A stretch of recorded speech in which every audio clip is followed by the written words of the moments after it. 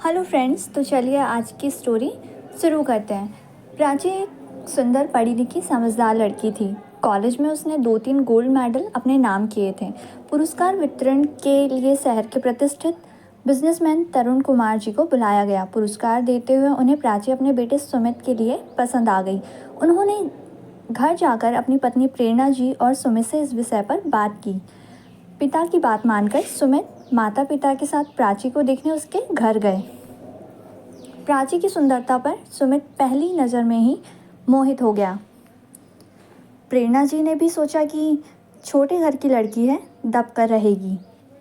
प्राची के पिता बचपन में ही गुजर गए थे। माँ ने ही सिलाई करके और दूसरों के घर खाना बनाकर प्राची और उसके भाई की परवरिश की थी। इतने बड़े घर का रिश्ता आया था, इसीलिए प्राची की माँ का मना करने का कोई सवाल ही नहीं उठता था। शादी बहुत अच्छे से हुई। लगभग सारा खर्चा तरुण जी ने ही किया। सुमित ने एक नया बिजनेस शुरू किया। उसके उद्घाटन समारोह में प्राची ने अपनी माँ और भाई को भी बुलाया। फंक्शन खत्म होने पर प्राची ने माँ को कुछ दिनों के लिए रोक लिया। एक बार प्राची के ससुर जी से मिलने उनके खास दोस्त आए, जो शहर के प्रसिद्ध वकील हैं, और उनकी पत्नी पूजा जी एक एनजीओ चलाती थी। वह ज़मीन से जुड़े व्यक्ति थे। प्राची की माँ ने ही सारा खाना बनाया था। साधारण रहन सहन के कारण प्राची की सास ने उन्हें सबके साथ खाना खाने के लिए आमंत्रित नहीं किया। इससे प्राची को बहुत बुरा लगा। मेहमानों ने खाने की तारीफ की तो प्राची ने कहा कि यह खाना उसकी माँ ने बनाया है। तब उसकी सास बोली कि ज़िंदगी भर उन्होंने खाना ही तो बनाया है।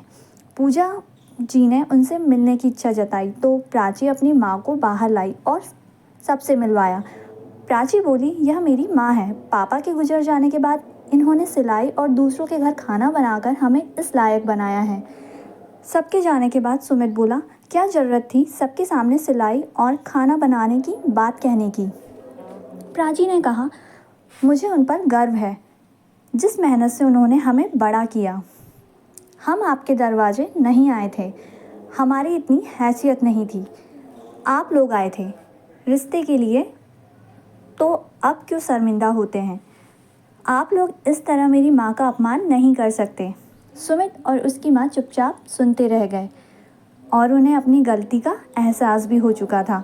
तो फ्रेंड्स, यही थी आज की स्टोरी। अगर आपको मेरी स्टोरी पसंद आई हो तो प्लीज़ मेरे चैनल को लाइक शेयर एंड सब्सक्राइब ज़रूर करें। Thank you.